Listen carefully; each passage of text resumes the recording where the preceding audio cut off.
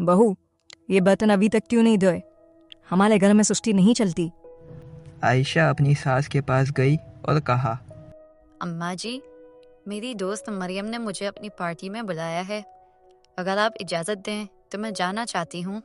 वाह, अभी शादी को कितना वक्त हुआ है और तुम्हें पार्टियों की सूझी है? बहू का फर्ज है घर संभालना, ना कि आवारा गर्दी करना। हमारे घर की इज्जत तुम्हारे हाथों में है और तुम उसे बर्बाद करना चाहती हो।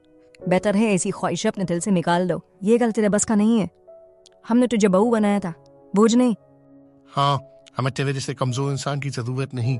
बेहतर है अपना सामान बांध और यहाँ से निकल जा।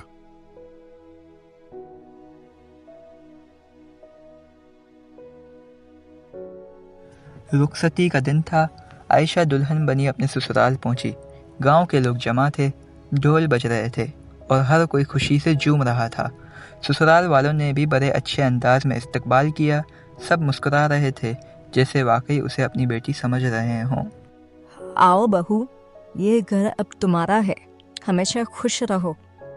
चलो, अंदर सब तुम्हारा इंतजार कर रहे हैं।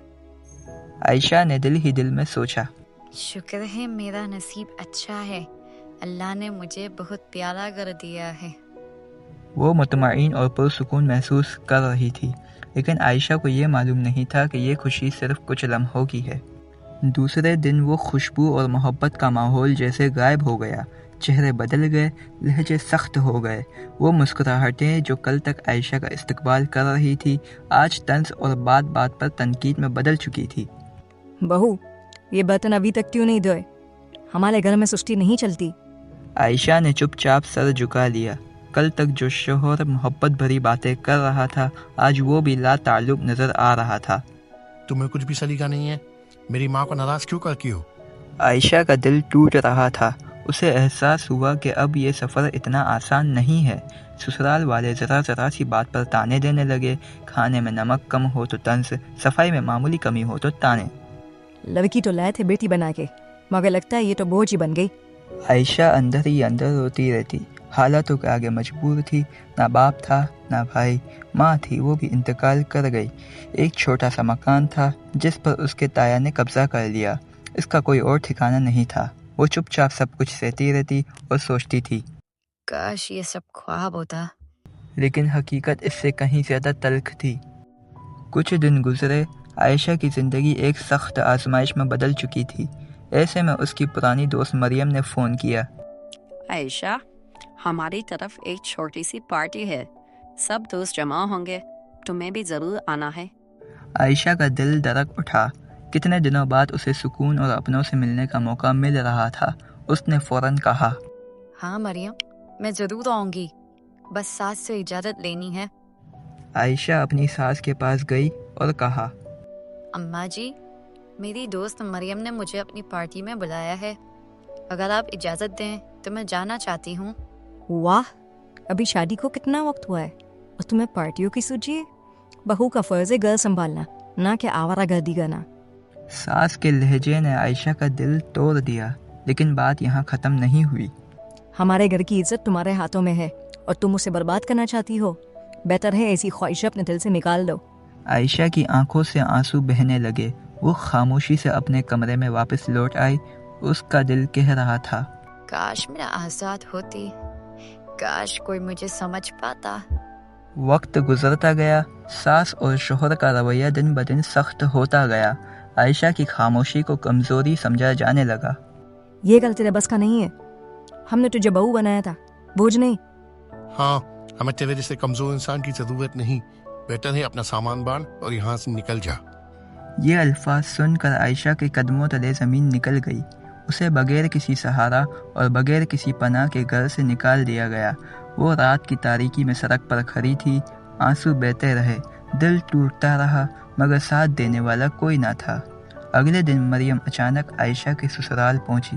दरवाज़ा खटखटाया तो सास दरवाजे पर आई। अस्सलाम वालेकुम, मैं आयशा से मिलने आई हूँ। वो अब इस घर की नहीं रही, हमने उसे निकाल दिया।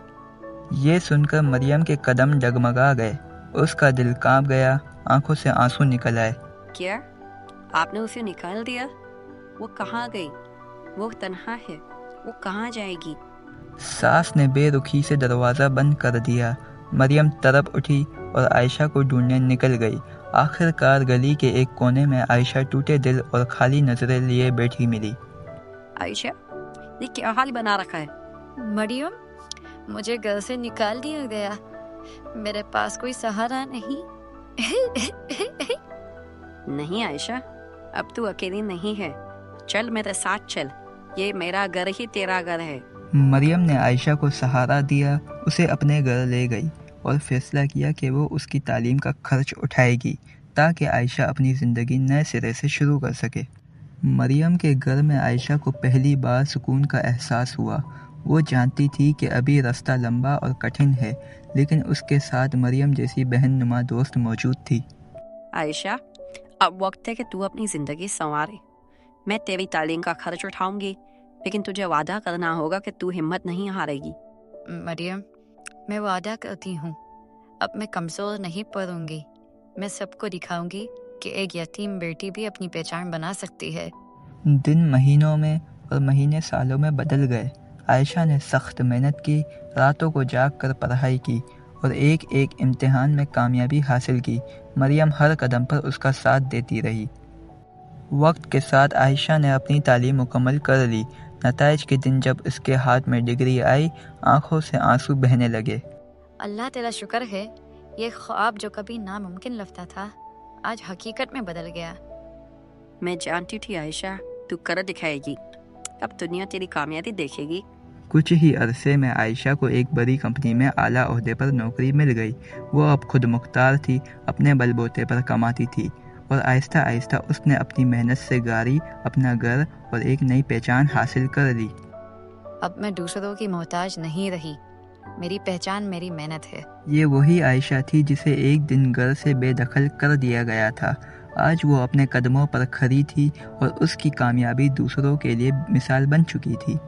वक्त गुजरता गया और आयशा की कामयाबी के चर्चे हर तरफ होने लगे। टीवी पर इंटरव्यूज़, अखबारों में खबरें और लोग उसे हिम्मत और सब्र की मिसाल कहने लगे। ये वही आयशा है जिसे हमने घर से निकाल दिया था। आज तो सारे लोग इसकी तारीफें कर रहे हैं।